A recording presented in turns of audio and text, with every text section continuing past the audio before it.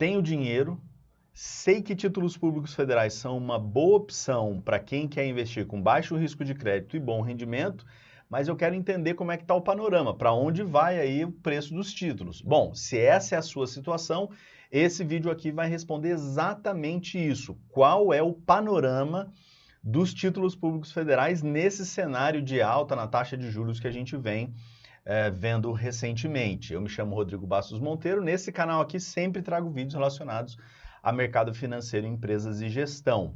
Nas semanas anteriores, eu trouxe vídeos que mostravam o prognóstico da taxa Selic, o quanto que ela ia influenciar no Ibovespa, em alguma medida até tem o pesar de dizer que realmente, né, o prognóstico vai se concretizando, né? É uma análise probabilística e está se concretizando. Também fiz um cenário, uma prospecção de entrada para quem quer fazer trade, especificamente com títulos pré-fixados, a LTN. A gente também está aguardando isso, eu vou retomar alguma coisa disso hoje, mas nesse vídeo não. Nesse vídeo eu vou fazer um panorama geral, mostrar para você. A taxa Selic tem subido, quanto ela vai subir, quando ela vai começar a descer, o que isso implica em termos de títulos públicos federais, como que os bancos estão reagindo. Então a gente vai dar uma olhada nisso tudo de maneira geral. E um dos motivadores para eu fazer esse vídeo, eu até tinha feito outros para soltar essa semana, mas aqui na segunda-feira, dia 1º de novembro, quando eu estou gravando esse vídeo, o que a gente percebe, tá? A gente percebe que o Boletim Focus veio trazendo algumas coisas que eu achei surpreendente. A primeira coisa surpreendente, né, é que para 2021, para o ano corrente, né, tá aqui, a gente tem uma Selic dos bancos, os bancos estão estimando que a Selic vai ser em 9,25. Há uma semana atrás eles diziam que ia ser 8,75 e há 4 semanas atrás eles diziam que ia ser 8,25. Por quê? O que acontece? As expectativas de mercado aqui do Focus, né, o Bacen fala com os economistas-chefes, quem está lá nas casas de análise, mas principalmente os economistas-chefes dos bancos, né, as pessoas que operam no mercado em nome dos bancos, né, pelos bancos. E aí, essas pessoas todas, elas têm mais ou menos o mesmo jeito, assim, a gente podia até dizer em termos de faixa etária, de gênero, de visão de mundo, de formação, onde que eles se formaram, quais são as 3, 4 escolas que formaram eles no máximo, se alguém fez pós-graduação, onde fez fora do Brasil, enfim, a gente tem um perfil disto, tá, deste pessoal. Eu até vou pôr um artigo aqui embaixo na descrição desse vídeo para um perfil dessa turma, tá? Muito bem. Então, essa turma é responsável principalmente, deixa eu já puxar aqui uma outra informação para você, ela é responsável por negociar em setembro de 2021 30% só em nome dos bancos dos títulos públicos federais, né? Então, 31,3% dos títulos públicos federais em setembro de 2021 estava na mão das instituições financeiras, que são essas pessoas aí que ficam dando esse prognóstico, né? Tem crescido muito, você vê que em 2019, 18, 17, né? Tem crescido muito aí, em 17 chegou a 22,3 e agora em 21 a 31, né? Subiu quase 10%. Nesse período eu já volto a falar disso. Mas voltando aqui no Boletim Focus, né, então essas pessoas elas têm mais ou menos a mesma visão de mundo. Isso é interessante porque, né, aqui é meio que chovendo molhado, a Selic vai chegar em 9,25 porque o Banco Central já falou isso na última reunião do Copom, os diretores se reuniram lá, aumentaram a Selic para 7,75 e já disseram que vão aumentar para 9,25. Então não tem como errar isso aqui. O que está errado aqui? É que a gente vem anunciando esse cenário de alta na taxa de juros desde o começo do ano. Né? Desde o começo do ano a gente vem dizendo, olha, a inflação explodiu, a Selic vai lá para as alturas e a gente já explorou mercado imobiliário, a gente já explorou títulos públicos federais, a gente já explorou Ibovespa, a gente já explorou em alguns outros vídeos aqui no canal essa alta na taxa de juros. Mas também nesse Boletim Focus me surpreendeu uma outra coisa que também é um erro, que é esse final de 2022 aqui, a taxa de juros a 10,25, pela segunda semana seguida, esse clube, né, lá do Centro Financeiro em São Paulo está dizendo que a taxa vai ser 10,25. E é um E no meu modo de ver, é um erro. Provavelmente não vai ser isso. A taxa de juros vai subir muito, ela vai chegar em 12%, no meu modo de ver, entre 10% e 12%, já no primeiro semestre, e isso vai dar um choque muito forte na economia, um choque muito forte. Realmente aumento de desemprego, né? Você vai ter uma queda na produção, o dólar provavelmente vai cair um pouco, né? Eles estão dizendo que o dólar vai subir aqui. Eu não acho, eu acho que ele vai cair um pouco, porque o investidor estrangeiro vai voltar a comprar a dívida do governo aqui, essa entrada de dólares vai ajudar a tirar um pouco da pressão do dólar, e aí até a inflação vai reduzir um pouquinho. Eu tenho essa sensação. E aí, como é ano eleitoral, muito provavelmente lá no final de 2002 a gente deve ter uma taxa de juros provavelmente em torno de 9. Ou se ela vai ser 9,25, 9,50, ou se ela vai ser 8,75, 8,50, eu não sei exatamente, mas ela vai estar ao redor de 9, porque a subida vai ser muito rápida e aí a queda vai ser um pouquinho também para se ajustar. Outro erro, no meu modo de ver, quer dizer, não é um erro, né? É uma visão diferente. Essas pessoas, esses banqueiros, né, esses economistas, eles têm todos a mesma visão. Então, eles falam quase que a mesma coisa. Dá para você usar, tem que usar as expectativas? Tem que usar. Como o quê? Como os seus movimentos de mercado, é isso que a gente vai ver daqui a pouco, né? 2023 eu acho que não é 7,25, eu acho que é 8, e 2024 também acho que é 7,5 por aí, não vai cair de 7 mais, né? Eu acho que o choque de 2% que foi dado recentemente, ele foi um absurdo, né? A gente pode até discutir em algum outro momento por que os banqueiros lá do Banco Central, do Ministério da Economia e do Banco Central tomaram essa decisão, quer dizer, os bancos ganharam muito dinheiro e vão continuar ganhando muito dinheiro, o banco ganha na queda e na alta da taxa de juros, a gente até pode pensar nisso, mas eu acho que esse cenário aqui ele é ilusório, não vai acontecer esse futuro aqui do Boletim Focus, tá? Então, essa é uma primeira situação. A segunda situação que me chama a atenção, claro, né, o aumento da participação dos bancos nos títulos de dívida é natural, né, porque o banco recebe juro do governo e aí ele, com o próprio juro, ele compra mais títulos, então essa é uma roda que não para de girar. Mas uma outra coisa que me chama a atenção também é o volume de resgates em setembro, desculpa, aqui é o relatório da dívida pública, né? Relatório mensal da dívida pública expedido pela Secretaria do Tesouro Nacional, e aí a gente tem aqui 95% das operações, 99,6% das operações de resgate, aproximadamente aí 235 bilhões, né, 235 bilhões de reais foram resgatados em setembro dos títulos de taxa flutuante, né? Dos títulos públicos federais que pagam a Selic e um ágio ou um deságio. A gente até vai falar disso mais daqui a pouco. Então, o que eu estou percebendo? Eu estou percebendo que houve uma valorização dos preços dos títulos, eles se tornaram interessantes, não teve outros títulos que ficaram tão interessantes quanto os títulos de taxa flutuante, porque os pré-fixados, os índices de preço, eles estão subindo a taxa, então já está valendo a pena comprar esses títulos mais, então aqueles operadores de mercado estão já começando a investir em títulos pré-fixados, como a gente já tem antecipado aqui, e calma, né? A gente já vai falar um pouco mais disso, e eles estão se desfazendo dos títulos pós-fixados, né? Então, muito provavelmente, a gente já deve ver nos próximos relatórios um aumento muito grande aqui na emissão de pré-fixados e de índices de preço.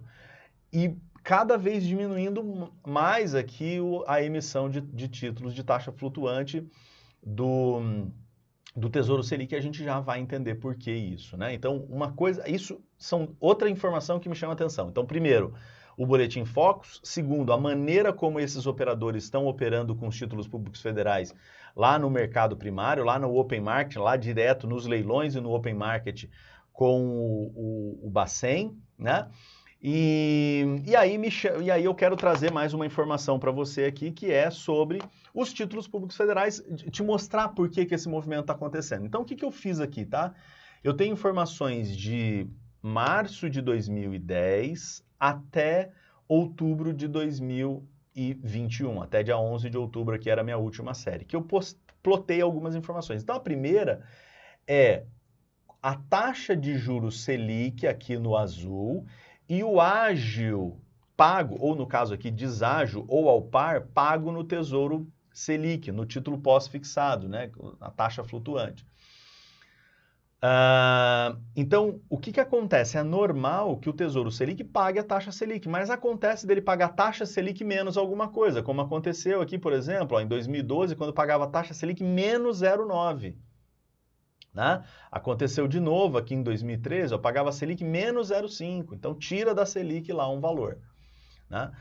Aí, em 2017, que foi um cenário bastante turbulento em termos de política também, né, no Brasil, você teve um ágio, né, o Tesouro Selic pagando um ágio de 0,5, então era a taxa Selic mais 0,5, né, você teve esse ágio aqui. E aí tudo bem, a taxa caiu, voltou ao par, depois pagou um pouquinho a mais, só que a taxa caiu demais, ela saiu desse patamar histórico de 6% aqui e chegou a 2%, como você está vendo aí no teu vídeo, né? Ela chegou em 2%. Nesse momento que ela chega em 2% aqui, né? A gente está pensando aqui mais ou menos nessa mesma época em 2020, né?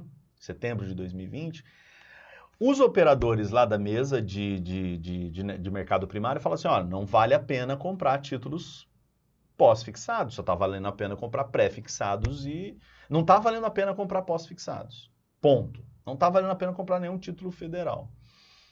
Então, o que o Bacen começou a fazer? Começou a pagar um ágio absurdo que nunca tinha sido feito, porque essa taxa aqui era uma taxa artificial, esses 2%. Era um erro, todo mundo sabia disso. E aí, eles começaram a pagar um ágio para compensar essa expectativa de mercado, para compensar os operadores, para compensar os bancos. Então, começaram a pagar lá um ágio de 0,37 em alguns momentos, né? Esse ágio ficou sempre aí acima de 0,15 em todo o tempo, né? De 2020 inteiro até agora, porque as taxas caíram muito. 2020, as taxas caíram muito. Então, na medida que as taxas começam a subir agora, a taxa Selic começa a subir, ela foi ajustada na semana passada para 7,75, né? Não está coberto nessa amostra aqui, o ágio começa a cair. E na medida que esse ágio começa a cair, você tem um aumento do preço do tesouro pós-fixado do Tesouro Selic. Então, eu vou pegar só esse pedaço aqui, né, que é 2020, onde a gente tem um pouco mais de volatilidade, e vou traçar um gráfico só para ele, né? Então, é isso que você está vendo aqui nesse caso, né? Você tem, agora inverteu, né, pelo Excel aqui, ele inverteu. O azul é o ágio que está sendo pago, nesse caso aqui, né? Então, a gente teve um ágio de 0,37 aqui em dia 8/10 de 2020, né? Mais de um ano atrás, teve um ágio de 0,37. E agora, dia 13/10, né? Há 15 dias atrás, do que eu estou gravando esse vídeo aqui, há 16, 17 dias atrás, você teve um ágio de 0,15. Então, olha o que acontece, né? Porque o ágio, ele funciona como nos títulos pré-fixados. Eu já fiz vídeo explicando isso aqui, né? Você paga uma taxa e aí faz-se um desconto do valor de taxa, do valor de face daquela taxa. Então, quando o ágio sobe, o preço da LFT cai. Então, a gente teve cenários aqui absurdos, inesperados. Você tem uma LFT dia 13/8 a 10.661, o preço do título. 2 meses depois, o preço do título está 10.535, o preço do título cai. Nossa, o que aconteceu? É porque o ágio foi usado de uma maneira que nunca tinha sido usado, porque a Selic estava artificialmente baixa.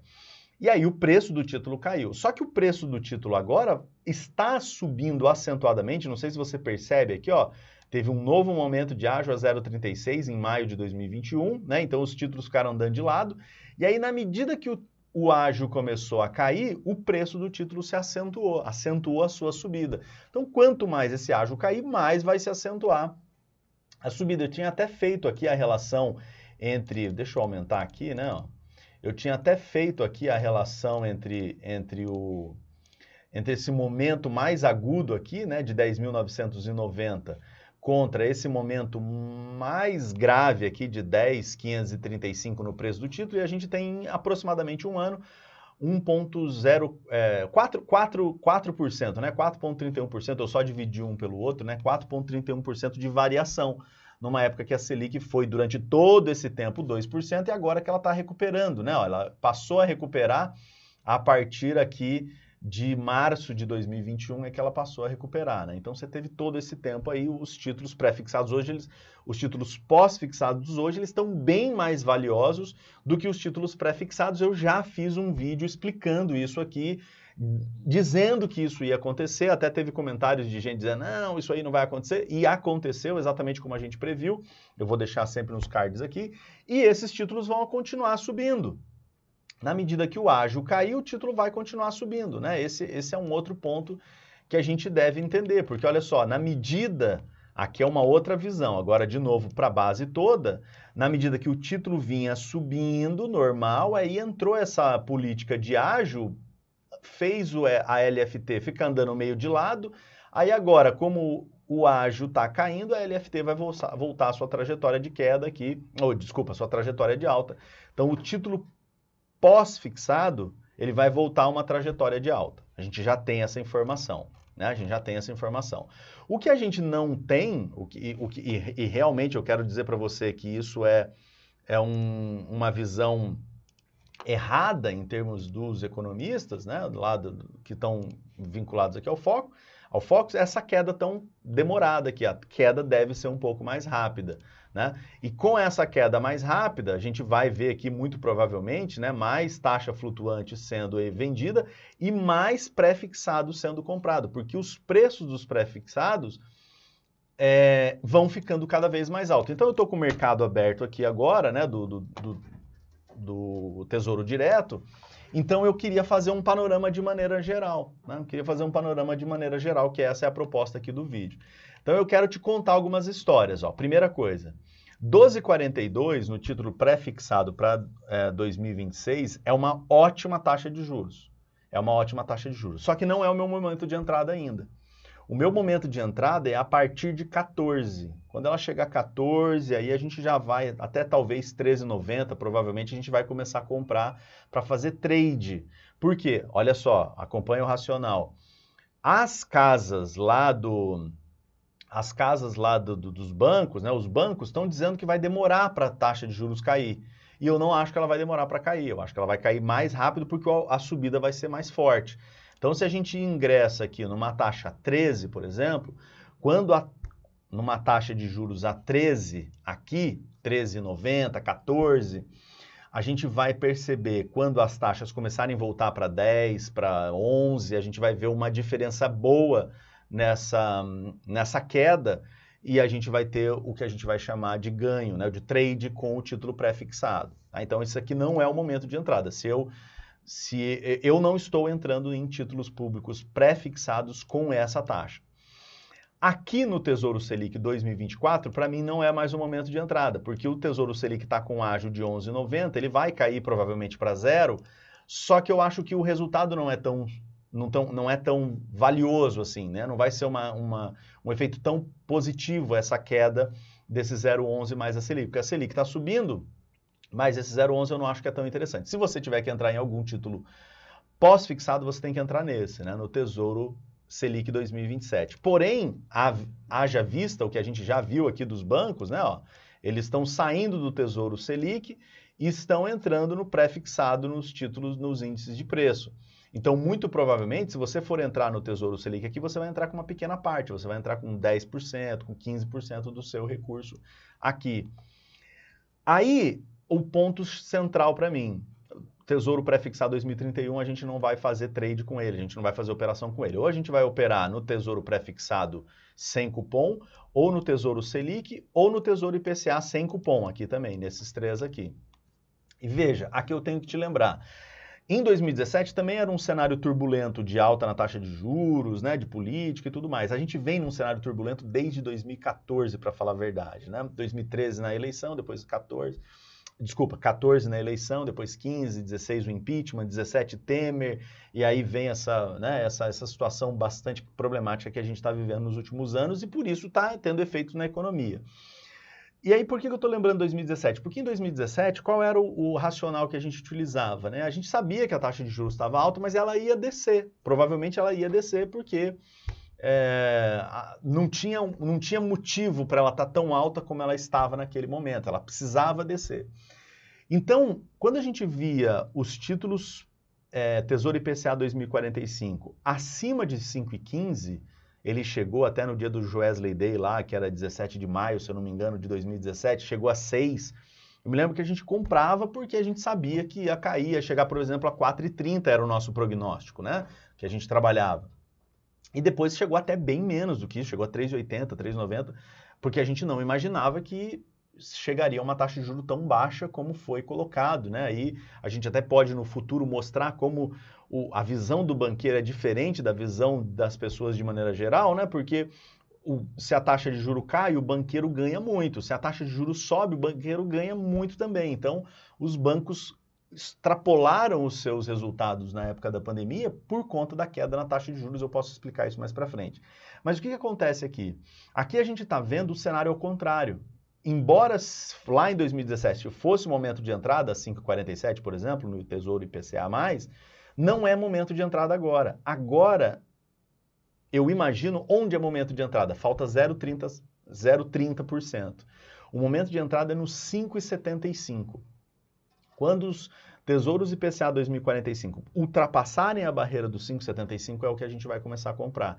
Então eu acho que a gente vai ver mais momento de entrada de compra de títulos públicos federais no Tesouro IPCA mais 2045 do que mais rápido do que no Tesouro Pré-fixado, porque essa do Tesouro Pré-fixado ela pode acontecer, amadurecer só para 2022. A do Tesouro IPCA pode acontecer desde já. A gente já pode ver nos próximos meses o Tesouro IPCA chegando a 5,75, 5,80, 5,90. Não sei se bate 6, se bater 6, claro que é momento de compra, mas acima de 5,75 a gente já pode começar a comprar. Então falta 0,30. Aqui ainda falta mais 2%. Aumentando mais 2% o Tesouro Pré-fixado, em função da alta nas taxas de juros, a gente também vai ter momento de ingresso no Tesouro Pré-fixado, né? Então o panorama é esse. No caso do Tesouro Selic, se você quiser entrar nesse aqui no 2027 com esse ágio, ok, mas é uma parte menor da carteira. Se eu tivesse que fazer uma carteira só com renda fixa, eu faria 30% de Tesouro Pré-fixado 2026, 10% de Tesouro Selic 2027, e aí 30 menos 10, 60, né? 60% com Tesouro IPCA 2045. Isso numa carteira pensando em trade, né? Carteiras que não estão pensando em chegar até o vencimento, carteiras que estão pensando em fazer negociações, vender, né, o título depois, no momento mais propício, quando a taxa de juros cair. E por quê? De novo, porque eu acho que eu tenho uma visão, a gente cada vez está dando um pouquinho de por que essa visão está sendo construída, né? Eu tenho uma visão de que esse cenário aqui para final de 2022 é um cenário equivocado, mas os bancos vão trabalhar com essa posição, a taxa de juros vai subir mais, dá para comprar, e daí quando ela cair mais, além do que provavelmente está sendo a expectativa de mercado, você pode ganhar fazendo o trade, tá? Esse foi o nosso vídeo de hoje, eu espero que você tenha gostado, né? Você deixa aqui uma curtida nesse vídeo, você compartilha esse vídeo, você comenta esse vídeo, porque é muito importante para o vídeo ficar em evidência, né? A gente está trazendo sempre vídeos de alto nível, né? Com dados, com análises, né? Com prognósticos aí, prognósticos que a gente vai acompanhando, e você precisa me ajudar a fazer esse vídeo se destacar aí no cenário em relação aos demais que estão aparecendo, porque a gente está trazendo um cenário que é diferente do que a maioria está dizendo, e não só pelo fato de ser diferente, é porque ele é baseado em dados, né? Eu estou sempre tentando trazer dados para mostrar como é que essa análise se monta e como é que a gente está acompanhando o mercado, tá? Muito obrigado, um grande abraço, a gente se vê, tchau.